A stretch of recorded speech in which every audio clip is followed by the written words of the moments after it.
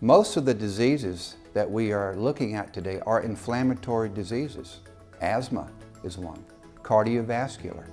The ones I've talked about lately, diabetes, it's an inflammatory disease. And now we know that Alzheimer's is a response. It's an inflammatory response. They all have the same underlying principle.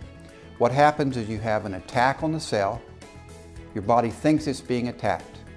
Then it sends out the troops in your body, whether it's on your skin like in poison ivy, or your pancreas, and it starts to try to help. Unfortunately, if it keeps up, if the cells continually are attacked and you have continual inflammation, that's when your cells break down. It's going on in your brain too. It's going on in your brain. Inflammation is not something that's just on your skin. It's inside your walls of your arteries and veins. It's happened in your brain. Your brain is constantly under bombardment of a poison, refined sugar. You just don't know it.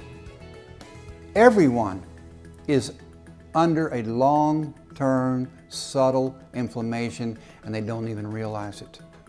They take something like EMULIN, it gets rid of that inflammation. All of a sudden, you're alert. You can sleep better. You're relaxed when you do wake up. It's because this is where you should have been, and you just didn't know it.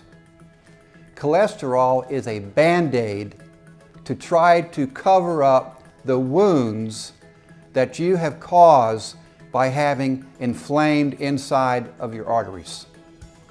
So when people tell me I've got high cholesterol, I say, well, that's just a symptom. You've just got Band-Aids in your body. And leads to scarring of that tissue. Wounds, micro cuts, micro abrasions.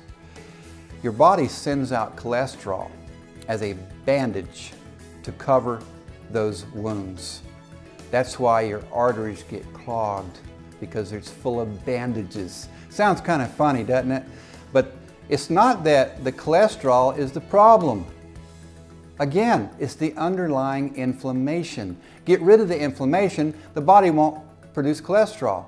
So if you take something like EMULIN, which lowers blood glucose and helps the blood glucose get out of your blood into where it needs to go, like your muscle and your brain, then you won't have the inflammation. You don't have the inflammation, your body cholesterol drops because it's not needed anymore. So yes, that's why people can take EMULIN and have lowered their cholesterol. It doesn't attack cholesterol directly, it gets rid of the underlying inflammation.